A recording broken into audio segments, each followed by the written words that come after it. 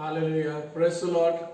पुन्हा एकदा सर्व आशेचं डोर ऑफ फेलोशिप, सर्व मंडळी, माझे सर्व मित्र आणि नातेवाईक, आपल्या सर्वांना प्रभू येशूच्या नावामध्ये मी सलाम, शालोम, प्रेज द लॉर्ड, जय येशू म्हणतो. आणि आज देवाच्या वचनाकडे आम्ही पुन्हा वळणार आहोत. माझ्या प्रियांनो, मागील 10 संदेश आपण एक बिब्लिकल फाउंडेशन ऑफ फॅमिली आणि मॅरेज यावर आपण अभ्यास करत आहोत. आणि शृंखला अभ्यास करत असताना मागील 10 मेसेज किंवा संदेश आम्ही ऐकलेले आहेत. पवित्र शास्त्रानुसार विवाह समजून घेणे, आणि त्यामध्ये आपण 7 मुद्दे आपण अभ्यास केला होता. दुसऱ्या संदेशामध्ये आपण विवाहपूर्व तयारी, जे विवाह इच्छुक आहेत अशा मुलांनी आणि मुलींनी आपल्या स्वतःला कसं तयार करावं, आणि त्यासाठी आम्ही 7 मुद्दे तो संदेश पाहिला होता. त्यानंतर आम्ही नियोजित वर आणि वधू यांनी आपल्या वरासाठी किंवा वधूसाठी पवित्र शास्त्रानुसार आम्ही कशा रीतीने निवड त्या संबंधाने आपण अभ्यास केला होता. आणि रिबेका आणि इसाक यांच्या जीवनामधून आपण अभ्यास केला होता. प्रियांनो, त्यानंतर आम्ही 4थ्या संदेशामध्ये पाहिलं होतं की पवित्र शास्त्र आधारित विवाह आणि त्याची तत्व, a godly pattern of marriage, आणि त्यामध्ये आपण जोडणं, छोडणं आणि एक होणं या 3 शब्दावर आपण अभ्यास केला होता. आणि मग 5वा संदेश ख्रिस्त केंद्रित कुटुंब, त्यामध्ये जे 7 मुद्दे होते त्यामधून आम्ही अभ्यास केला होता. 6वा संदेश पती आणि पत्नी यांची जबाबदारी आणि कर्तव्य याबद्दल आम्ही इफिसकराच्या पत्रामधून 5व्या अध्यायामधून अभ्यास केला होता. 7व्या संदेशामध्ये आपण आपल्या जोडीदाराची जी प्रेमाची भाषा आहे, लव्ह लँग्वेज आहे, आणि त्या 5 लव्ह लँग्वेज त्याचा आम्ही अभ्यास केला होता. 8व्या संदेशामध्ये आपण विवाह हा एक प्रीतीचा प्रवास आहे, आणि या प्रवासामध्ये एक कम्युनिकेशन, संवाद, संभाषण हे जे स्किल, कौशल्य आहे हे आत्मसात करणं आणि यामध्ये आपण स्वतःला वाढवणं यामध्ये आपण अभ्यास केला होता. आणि 9वा संदेश आम्ही पाहिला होता की विवाहामध्ये एक युनिटी, एक संघ, एक टीम बिल्डिंग असणं खूप गरजेचं आहे. पती आणि पत्नी यांच्यामध्ये ऐक्यता, टीम आणि संघ हे बांधणी होणं खूप गरजेचं आहे. आणि मग मागील रविवारी आपण अभ्यास केला होता की या टीम बिल्डिंग मध्ये जे हिंड्रन्सेस आहेत, आणि ते हिंड्रन्सेस आपण मागील रविवारी आपण ऐकले होते. माझ्या प्रियांनो, देवाचं वचन तुम्हाला आणि मला सांगतं की एकापेक्षा दोघं बरे. यामध्ये आम्ही अभ्यास केला होता की 2 हा नंबर आहे, संख्या आहे. फक्त संख्या नाही, परंतु त्या ठिकाणी नातेसंबंध देखील आहे. आणि त्याची कारण सांगितली ती दोघं का बरे आहेत. पहिली गोष्ट, दोघं एकत्र असले तर त्या दोघांमध्ये एक संघ तयार होतो, एक नातेसंबंध तयार होतो. दुसरी गोष्ट, एक पडला तर दुसरा त्याला आधार देतो, त्याला उभं करतो. तिसरी गोष्ट आपण पाहिली होती की जर एखादी समस्या, संकट किंवा एखादं वादळ तुमच्या जीवनामध्ये आलं, तर एखादं कठीण प्रसंग जर आला तर एका व्यक्तीसाठी ते कठीण आहे त्याला अपोज करणं. परंतु जर दोघं असतील तर त्याचा ते निश्चित खऱ्या अर्थानं त्याचा सामना ते करतील. त्यानंतर आम्ही पाहिलं होतं की ह्या दोघांच्या श्रमाचं फळ त्यांना चांगलं मिळतं, ते प्रभावशाली असतं, ते इफेक्टिव्ह असतं. आणि म्हणून पती आणि पत्नी यांच्यामध्ये ऐक्यता, एक टीम आणि त्यामध्ये सामंजस्यपणा असणं हा खूप महत्वाचा आहे. माझ्या प्रियांनो, त्यानंतर आम्ही 5 जे अडखळणं होते या विवाहाच्या टीम बिल्डिंग मध्ये ते आपण ऐकले होते. आणि आत्मसुरक्षा, प्रत्येक व्यक्ती आपल्या स्वतःच्या सुरक्षिततेचा विचार करतो, आणि परंतु ज्यावेळेस टीम बिल्डिंग आहे त्यावेळेस त्यानं आपल्या बरोबर आपल्या जोडीदाराची सुरक्षितता. त्यानंतर स्वार्थीपणा हे देखील एक हिंड्रन्स आहे, अडखळण आहे. तिसरी गोष्ट आपण पाहिलं होतं, एक कॉम्पिटिशन स्पिरिट, एक स्पर्धात्मक असं व्यवहार हा देखील पती आणि पत्नीमध्ये एक अडखळ होऊ शकतं. गर्व आणि नाही का मी मोठा आणि तू नाही का पत्नी आहेस, मी पती आहे आणि असं म्हणून एक स्वतः मोठं होण्यासाठी आपण दुसऱ्याला कमी लेखणं ही देखील एक टीम बिल्डिंग मध्ये अडखळणं आहे. त्यानंतर आपण 5वा मुद्दा आपण पाहिला होता आणि म्हणजे जबाबदारी न स्वीकारता आपण दोष देणं, दुसऱ्याला त्याचं नाही का दोष देणं आणि ह्या 5 कारणामुळं टीम बिल्डिंग मध्ये किंवा टीम बांधणीमध्ये अडखळणं होतात. माझ्या प्रियांनो, आज आम्ही बिब्लिकल फाउंडेशन ऑफ मॅरेज आणि फॅमिली यातला 11वा संदेश 11th मेसेज आपण ऐकणार आहोत आणि या संदेशाचं मथळ आहे की पती आणि पत्नी यांचे एक उत्तम टीम कशा रीतीने होऊ शकते आणि त्यासाठी आवश्यक बाबी काय आहेत. आणि म्हणून आमच्या आजच्या शास्त्राच्या अध्ययनामधून देवाच्या वचनावर आधारित आम्ही हा अभ्यास करत असताना माझ्या प्रियांनो, माझी इच्छा आपण स्तोत्र संहिता 133 3 वचनं आहेत आणि आपण ते वाचूया. जर आपल्या बरोबर बायबल असेल तर तुम्ही बायबल काढू शकतात आणि स्तोत्र 133 1 ते 3 वचनं मी आपणासाठी वाचतो. पहा, बंधूंनी ऐक्याने एकत्र राहणे किती चांगले व मनोरम आहे.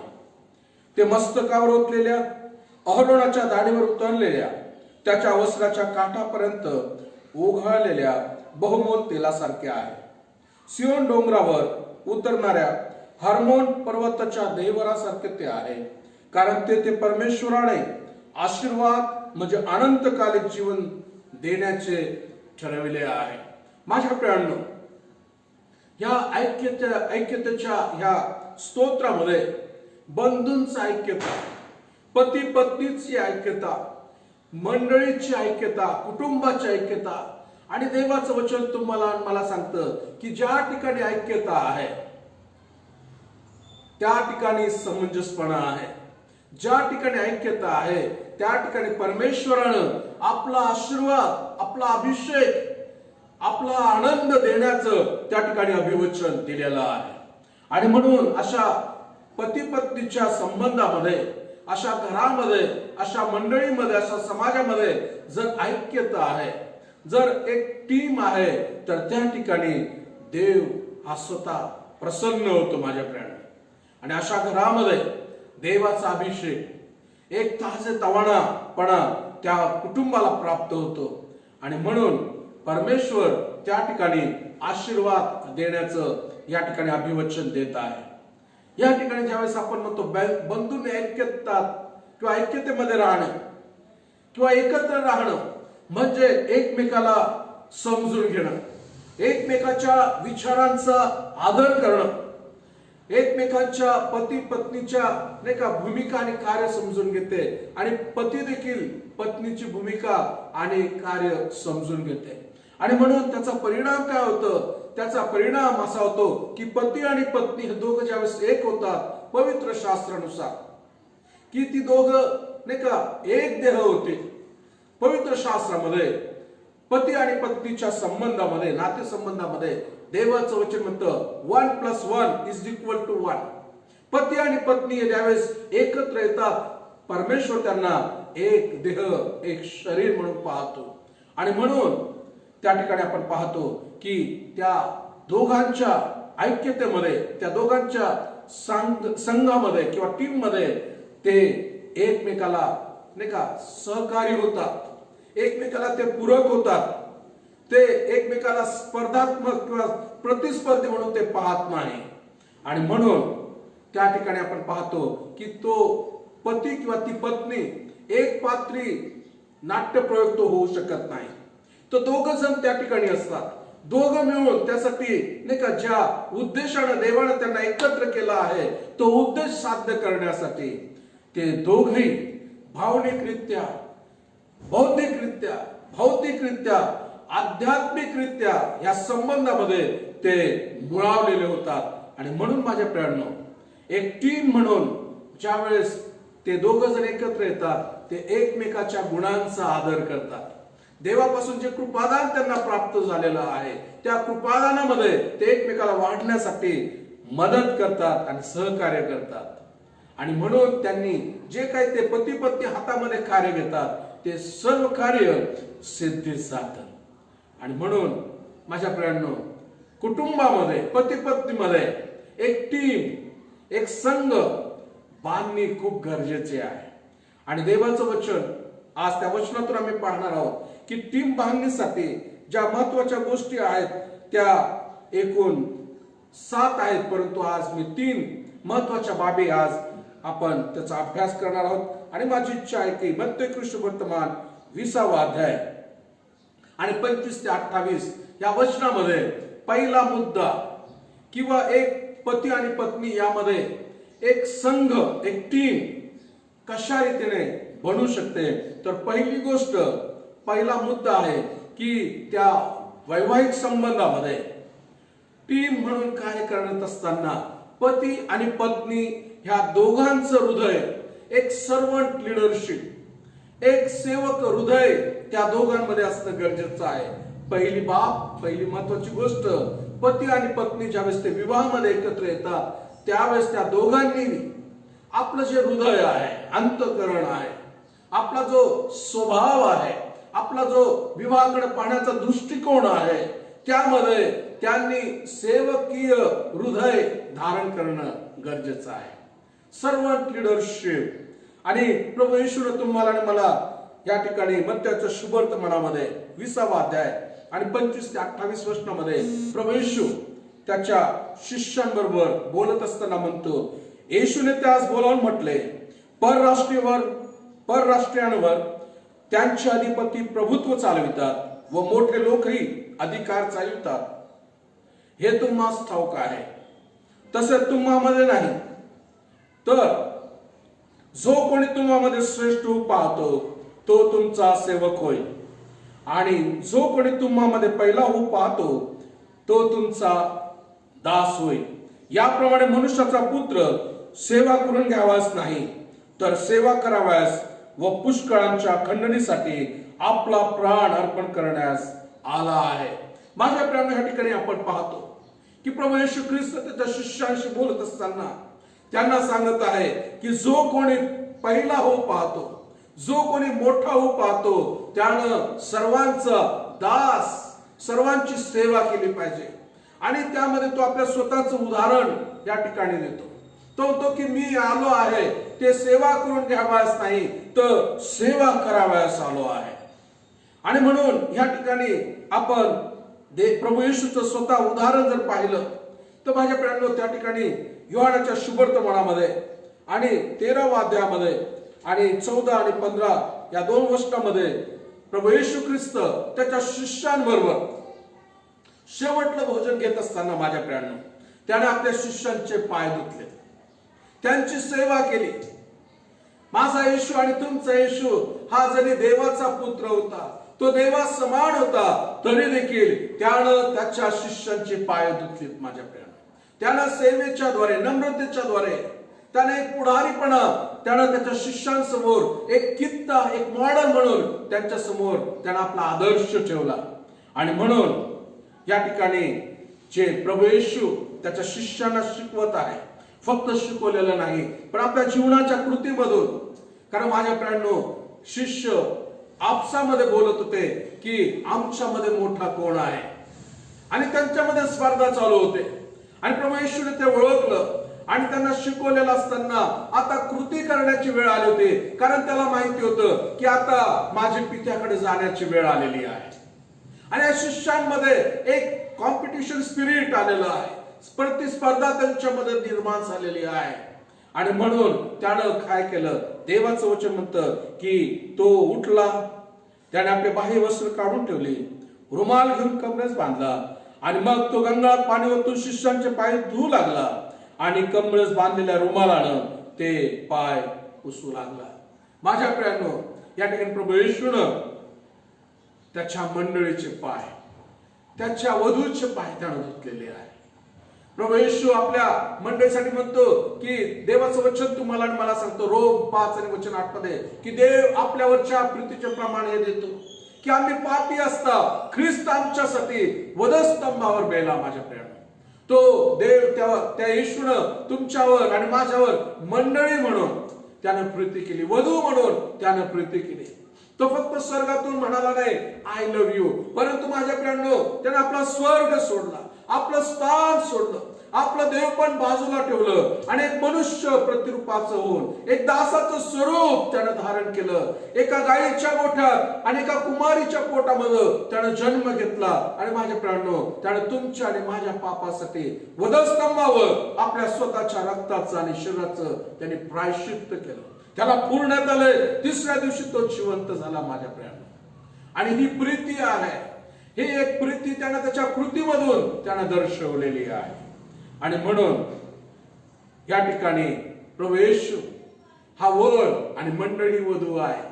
या मंडळीसाठी त्याने आपल्या स्वतःचं प्रायश्चित्त केलं, या मंडळीची त्याने सेवा केली. आणि त्याचप्रमाणे तो पतीला देखील सांगत आहे की जसे तू नाही का आपल्या स्वतःवर प्रीती करतो तशी आपल्या नाही का पत्नीवर, आपल्या शरीरावर तू प्रीती कर. ही पत्नी तुझं शरीर आहे. आणि म्हणून फक्त पतीने नाही परंतु पत्नीने आणि पतीने दोघांनी एकमेकाची सेवा करणं महत्वाचं आहे. फिलिप्पियराच्या पत्रामध्ये तुम्ही माझ्यावर काढू शकता. फिलिप्पी 2 आणि दुसरा अध्याय, फिलिप्पियराचं पत्र 2 अध्याय वचन 3 आणि 4. आणि त्या ठिकाणी म्हटलं आहे की तड पाडण्याचा अथवा पोकळ डोल मिळवण्याच्या बुद्धीने काही करू नका, तर लीनतेने एकमेकांना आपणापेक्षा श्रेष्ठ माना. तुम्ही कोणी आपले हित पाहू नका तर दुसऱ्याचेही पहा. या ठिकाणी प्रभू येशू पावलाच्या कर्मी मंडळीला लिहित असताना, एका कुटुंबाला लिहित असताना, एका मंडळीला तो लिहित असताना म्हणतो की तुम्ही आपल्या स्वतःच हित पाहू नका, तर एकमेकांच्या गरजा पूर्ण करा. एवढंच नाही तर तुम्हाला एकमेकांच्या गरजा पूर्ण करण्यासाठी, एकमेकांचं हित पाहण्यासाठी बऱ्याच वेळा तुम्हाला तुमच्या स्वतःच्या गोष्टीचा त्याग करावा लागेल. You have to sacrifice something. तुम्हाला वेळेचा त्याग करावा लागेल, तुम्हाला धनाचा त्याग करावा लागेल, एखाद्यास तुम्हाला तुमच्या पोझिशनचा त्याग करावा लागेल. आणि म्हणून या ठिकाणी एक पती आणि पत्नी यांच्यामध्ये टीम बिल्डिंग होण्यासाठी पहिली गोष्ट महत्वाची आहे आणि ते म्हणजे सर्वंट लीडरशिप. एक सर्वंट, एक सेवा करणार एक हृदय प्रत्येक पती आणि पत्नीमध्ये असावं. आणि त्यासाठी प्रभू येशूनं तुमच्यासाठी आणि माझ्यासाठी उत्तम असा कित्ता योहान 13 आणि वचन नाही का 14 आणि 15 मध्ये तो म्हणतो की मी प्रभू व गुरु असूनही जर तुमचे पाय धुतले तर तुम्ही एकमेकांचे पाय धुतले पाहिजे, कारण जसे मी तुम्हाला केले तसे तुम्ही करावे, म्हणून मी तुम्हाला कित्ता घालून दिला आहे. आणि म्हणून पतींनो आणि पत्नींनो आपल्या कुटुंबामध्ये, आपल्या वैवाहिक जीवनामध्ये प्रवास करत असताना तुम्ही एकमेकाची सेवा करणं, एकमेकाचं अधीन राहणं, एकमेकाला नाही का आपल्यापेक्षा श्रेष्ठ मानणं, एकमेकाच्या गरजा पूर्ण करणं, एकमेकाचं हित जोपासणं ही तुमची प्राथमिक एक जबाबदारी आहे. दुसरा मुद्दा माझा आहे की एक पती आणि पत्नीमध्ये एक उत्तम संघ होण्यासाठी दुसरी बाब महत्वाची आहे. पहिली बाब आपण पाहिले की पती आणि पत्नी यांचं जे हृदय आहे ते हृदय सेवक हृदय असावं. दुसरा मुद्दा आहे आणि तो म्हणजे पती आणि पत्नी यांच्यामध्ये एक उत्तम टीम बिल्डिंग साठी, एक संघ निर्माण होण्यासाठी त्यांनी एकमेकाच्या अधीन असणं खूप महत्वाचं आहे.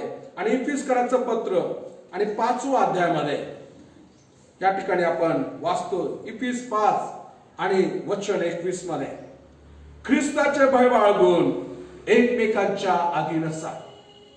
माझ्या प्रियांनो अनेक संदेश आपण लग्नामध्ये ऐकत असतो.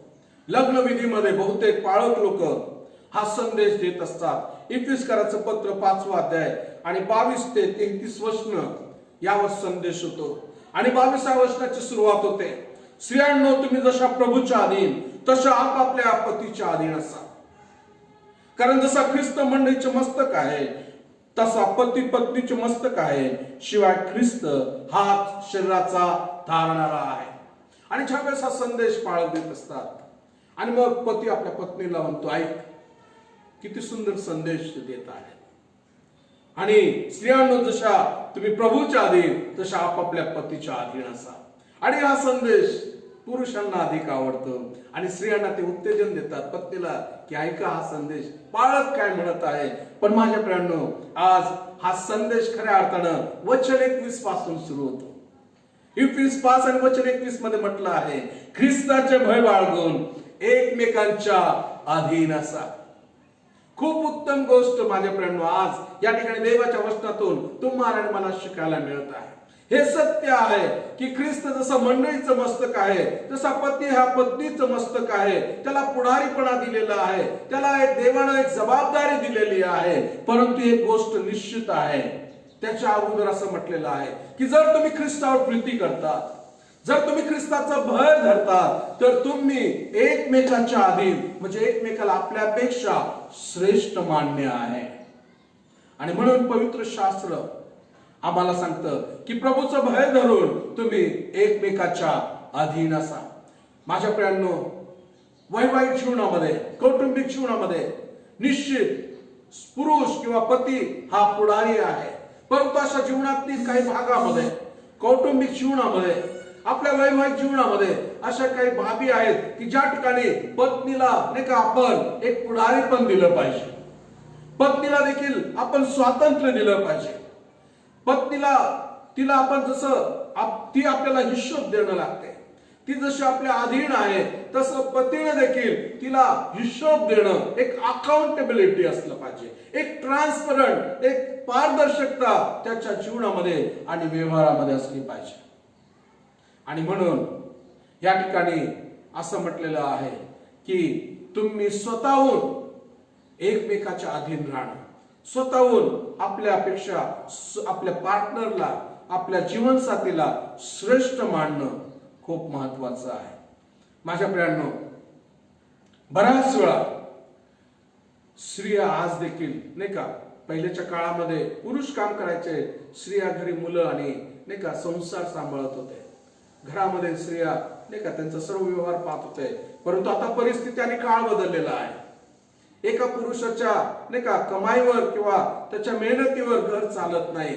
आणि म्हणून स्त्री देखील आता पुरुषाच्या सोबतीला खांद्याला खांदा लावून ती आपल्या कुटुंबासाठी हा संसाराचा गाडा ओढत आहे. हा खर्च नाही का भागवण्यासाठी ती आपल्या पतीच्या नाही का जी मिळकत आहे त्याच्यामध्ये कॉन्ट्रीब्युशन करत आहे. आणि मग अशा वेळेस आपण समजून घेतलं पाहिजे, पुरुषांनी, पतींनी विशेष करून, ज्यावेळेस खरोखर बाळा तुमची लेकरं लहान आहेत, ती सॅक्रिफाईस करते आपल्या शरीराचं, आपल्या वेळेचं, आपल्या करिअरचं, सर्व काही आपल्या लेकरांवरती कॉन्सन्ट्रेशन करते. पण ज्यावेळेस तुमची लेकरं मोठी होतात आणि मग तिचं जे स्किल आहे, क्वालिफिकेशन आहे, तिची जर इच्छा आहे आणि जर खऱ्या अर्थानं तुम्हाला खरंच नाही का एक मदतीची देखील गरज आहे, आर्थिक हातभार, जरूर तिच्यासाठी स्वातंत्र्य आणि तिला मोकळीकता द्या. आपण स्वतः नाही का जे काम ती करते त्यामध्ये आपला हातभार लावणं खूप महत्वाचं आहे. आणि म्हणून ज्यावेळेस तुम्ही असं विचार विनिमय करून, चर्चा करून तुम्ही निर्णय घेतात, माझ्या प्रियांनो, परिणामी त्याचा ते जीवन, ते वैवाहिक जीवन, ते कौटुंबिक जीवन तुमच्या स्वतःसाठी एक परिणाम करणारं आणि लोकांच्या जीवनासाठी एक आदर्श निर्माण करणारं होतं. आणि म्हणून या ठिकाणी आपण पाहतो इफिस 5 आणि 21 ते 33 या 12 वचनामध्ये जवळजवळ 2.5 वचन फक्त स्त्रियांसाठी आहे. वचन 22 आणि 23 आणि वचन 33चा ब भाग, 2.5 वचन फक्त स्त्रियांसाठी किंवा पत्नीसाठी आहे. आणि स्त्रियांसाठी काय आहे की त्यांनी आपल्या पतीच्या अधीन असावं. आणि दुसरी गोष्ट त्यांच्यासाठी आहे की पत्नीने आपल्या पतीची भीड राखावी, वचन 33 ब भाग. परंतु जवळजवळ 9.5 वचन फक्त पुरुषासाठी किंवा पतीसाठी आहेत. त्यानं काय करावं, त्याची जबाबदारी, त्याचं कार्य, त्याची भूमिका. आणि माझ्या प्रियांनो, आपण निश्चितच हा संदेश तुम्ही ऐकला होता, biblical foundation of marriage and family message 6 यामध्ये आपण या संदेशावर, या वचनावर आपण संदेश ऐकला होता. पत्नीची भूमिका आणि पतीची भूमिका, जबाबदारी, कर्तव्य. आणि या ठिकाणी आपण पाहतो की पती आणि पत्नी यांनी दोघांनी एकमेकाच्या अधीन असणं खूप महत्वाचं आहे. तिसरा मुद्दा माझा आज या पती पत्नीच्या टीम बिल्डिंग साठी जो महत्वाचा आहे, आणि तो म्हणजे एक पती आणि पत्नी म्हणून देव राज्यासाठी तुमची जी टीम आहे ती देव राज्यासाठी बांधणी करणं हा देवाचा मनोदय आहे, देवाचा संकल्प आहे. कारण उत्पत्तीच्या पुस्तकामध्ये पहिल्या अध्यायामध्ये आणि वचन 28 मध्ये देवानं आशीर्वाद दिलेला आहे. देवाने आपल्या प्रतिरूपाचा मनुष्य निर्माण केला, देवाचे प्रतिरूप असा तो निर्माण केला, नर व नारी अशी ती निर्माण केली. वचन 28. देवाने त्यास आशीर्वाद दिला. देव त्यास म्हणाला, फलद्रूप व्हा, बहुगुणित व्हा, पृथ्वी व्यापून टाका व ती सत्तेखाली आणा. समुद्रातील मासे, आकाशातील पक्षी व पृथ्वीवर संचार करणारे सर्व प्राणी यावर तुम्ही सत्ता चालवा. माझ्या प्रियानो, परमेश्वरानं मनुष्याला आणि स्त्रीला एका विशिष्ट उद्देशासाठी या भूतलावर निर्माण केलेला आहे. निश्चितच खऱ्या अर्थानं देवाबरोबरची सहभागिता हे प्रायोरिटी आहे. परमेश्वराबरोबरचं संभाषण, परमेश्वराबरोबरची सहभागिता, परमेश्वराला आभार आणि धन्यवाद आणि त्याची स्तुती करणं हे मनुष्य आणि पुरुष आणि स्त्री एक पती पत्नी म्हणून त्यांचं प्रथम कर्तव्य आहे. पण त्यासोबत पती पत्नी म्हणून देवाच्या वचनानुसार त्यांनी फलद्रूप व्हावं, त्यांच्याद्वारे नाही का संतती निर्माण व्हावी. कारण संतती परमेश्वरानं दिलेलं धन आणि पोटचं फळ ही त्याची देणगी आहे. स्तोत्र 127 मध्ये आपण ऐकतो आणि वाचतो माझ्या प्रियानो. त्याचप्रमाणे देवानं पती आणि पत्नी यांना एकत्र केलेलं आहे एक टीम म्हणून. कारण देवाचं वचन पुढे आम्ही वाचलं तर म्हटलेलं आहे की मनुष्य एकटा असावा हे बरे नाही, मनुष्याने एकटा असावा हे देवाची इच्छा नाही, तर त्यानं पती पत्नीने दोघांनी एक व्हावं ही देवाची इच्छा आहे. आणि या ठिकाणी देवाचा मनोदय जो आहे तो ज्यावेळेस तुम्ही एक टीम म्हणून, एक संघ म्हणून एकत्र येतात माझ्या प्रियानो, त्यावेळेस देवाचा मनोदय, देवाचा उद्देश तुम्ही आपल्या पती आणि पत्नीच्या जीवनामध्ये, वैवाहिक जीवनामध्ये तुम्ही परिपूर्ण करता. आणि म्हणून प्रत्येक जे विश्वासणारे आहेत, ज्याने ईश्वर आपला तारणारा उद्धारकर्ता म्हणून स्वीकारलेला आहे, त्या प्रत्येकाला परमेश्वरानं एक कृपादान दिलेलं आहे, एक दान, एक गिफ्ट दिलेलं आहे. आणि म्हणून ते जे गिफ्ट आणि दान आणि कृपादान आहे जे पवित्र आत्म्याच्या द्वारे तुम्हाला प्राप्त झालेलं आहे, पवित्र आत्म्याचं दान आणि पवित्र आत्म्याचं फळ जे परमेश्वरानं तुम्हाला दिलेलं आहे, ते ओळखून, ते पाचारण ओळखून त्याप्रमाणे तुम्हाला या भूतलावर, तुमच्या कुटुंबामध्ये, समाजामध्ये, कामामध्ये जे ते कुठं तुम्ही आहात त्या ठिकाणी एक आदर्श व्यक्तित्व म्हणून तुम्हाला त्या ठिकाणी जगायचं आहे, चालायचं आहे, वावरायचं आहे. आणि माझ्या प्रियानो, एकमेकांना तुम्हाला त्या गिफ्ट मध्ये, त्या कृपादानामध्ये, त्या पवित्र आत्म्याच्या फळामध्ये तुम्हाला एकमेकांना प्रोत्साहन द्यायचं आहे, त्यांना सहाय्य करायचं आहे, त्यांना मदत करायचं आहे. आणि अशा रीतीने कुटुंबाच्या द्वारे तुम्ही देव राज्याचा विस्तार करणारे, देवाचं राज्य ह्या भूतलावर सिद्धीस आणणारे तुमचे कुटुंब होईल. आणि देव राज्यामध्ये, देवाच्या राज्यामध्ये पती आणि पत्नीच्या बाबतीत परमेश्वराचं वचन म्हणतं 1 पेत्र 3 आणि वचन 7 मध्ये, पतींनो तसेच तुम्ही आपल्या स्त्रियांबरोबर त्या अधिक नाजूक व्यक्ती आहेत म्हणून शुद्धतेने सहवास ठेवा. तुम्ही उभयता जीवन रूपी कृपादानाचे सामायिक वतनदार आहात म्हणून तुम्ही त्यांना मान द्या, म्हणजे तुमच्या प्रार्थनात व्यत्यय येणार नाही. देवाच्या राज्यामध्ये पती आणि पत्नी माझ्या प्रियानो सामायिक, समान हे वतनदार आहे. आणि म्हणून तुम्हाला आणि मला देवाने जे पाचारण दिलेलं आहे, जे गिफ्ट आणि नाही का फळ दिलेलं आहे, त्यामध्ये तुम्हाला मला वाढायचं आहे.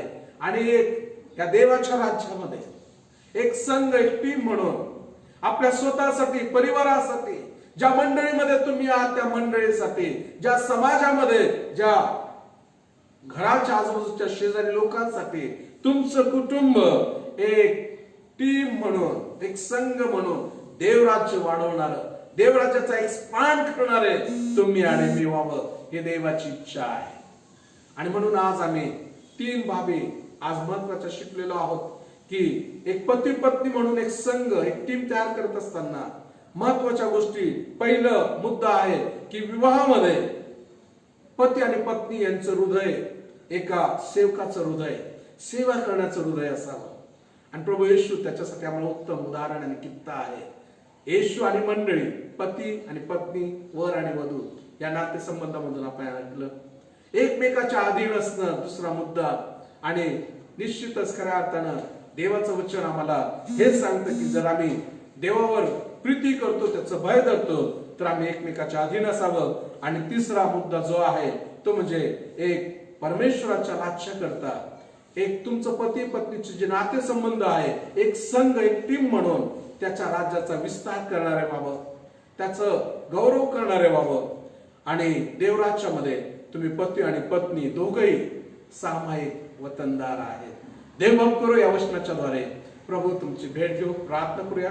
स्वर्गीय बापा, प्रभू येशूच्या नावात आम्ही तुझे मनापासून आभार मानतो, धन्यवाद देतो, तुझी स्तुती करतो. परमेश्वरा प्रभू, तू पुरुष आणि स्त्री, पती आणि पत्नी यांना ज्यावेळेस तू पाहतो प्रभू, ती दोघं एक अशी झालेली आहेत. आणि देवा, तुझं वचन आम्हाला सांगतं ज्याला परमेश्वरानं जोडलेलं आहे त्याला कोणाही मनुष्यानं तोडू नये. आणि देव पहा, वैवाहिक जीवनाचा हा प्रीतीचा प्रवास पती आणि पत्नी भूतलावर करत असताना माझ्या देवा, ज्याप्रमाणे या प्रवासामध्ये संभाषण, संवाद महत्वाचा आहे, त्याच प्रकारे त्यांच्यामध्ये एक संघ, एक युनिटी, एक टीम स्पिरिट त्यांच्यामध्ये असावं. प्रभू, त्यामध्ये येणारे सर्व जे अडखळणं आहेत प्रभू, ते आम्ही अभ्यास केलेले आहेत. आज परमेश्वर आम्ही पाहिलं की प्रभू, ह्या संघाला, या टीम बिल्डिंगला प्रभू ज्या बाबी आवश्यक आहेत प्रभू, आम्ही स्वतः परमेश्वरा, आम्ही पती पत्नी म्हणून एक सेवकाचं हृदय परमेश्वरा, एक सेवा करणारं हृदय, एकमेकांची काळजी आणि हित जोपासणारं हृदय प्रभू आज आमच्या प्रत्येक कुटुंबामध्ये, पती पत्नीच्या जीवनामध्ये तू द्यावंस अशी आग्रहाची प्रार्थना विनंती करतो. देवा, तुझ्यावर प्रीती करणारे लोक आणि तुझं भय धरणारे लोक हे एकमेकाच्या अधीन असतात प्रभू.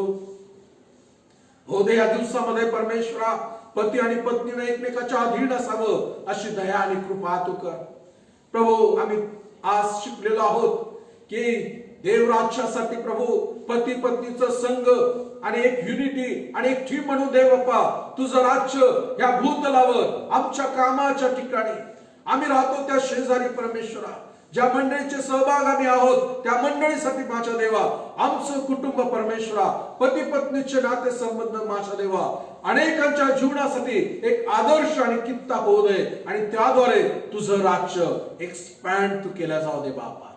आभार मानतो, धन्यवाद देतो. हे वचन जे प्रत्येक जण ऐकत आहे त्यांच्या मस्तकावर आपले हात ठेव आणि त्यांना आशीर्वादित कर. त्याचे नाते संबंध परमेश्वरा, स्तोत्र 133 आशीर्वाद, जो अभिषेक आहे, जो पवित्र आत्म्याचं सामर्थ्य आहे प्रभू, जो आनंद आहे तो प्रत्येक कुटुंबामध्ये प्राप्त होऊ दे असे हात जोडून नम्रतेची प्रार्थना विनंती करतो. आभार मानतो, धन्यवाद देतो. सर्वमान सन्मान गौरव तुझा आणि तुला देत येशू आमचा प्रभू आणि तारणारा याच्याद्वारे प्रार्थना करतो म्हणून तो आहे. Amen, amen. May God bless you. देवबाप तुम्हाला आशीर्वाद देव. आणि पुढच्या रविवारी पुन्हा एकदा आपण बरोबर 11 वाजता आपण जॉईन होऊया आणि याच्या पुढचा संदेश जे राहिलेले पॉइंट्स आहेत त्याचा आम्ही अभ्यास करणार आहोत. या दिवसामध्ये कुटुंब याच्यासाठी तुम्ही प्रार्थना करा आणि कुटुंबांना तुम्ही भेटी द्या.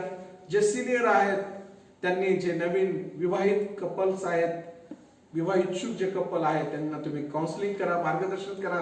प्रियांनो, देवाने ओझा आम्हाला दिलेला आहे की ज्यावेळेस आम्ही कुटुंब बांधतो, आम्ही मंडळी भक्कम करतो. एवढंच नाही, आमचा समाज भक्कम होतो. When we build families, when we build marriages, our church will be stronger. आणि म्हणून या नोबल वर्कसाठी तुम्ही देखील प्रार्थना करा आणि त्याच प्रकारे कृती देखील करा. May God bless you. देव तुम्हाला आशीर्वाद देव.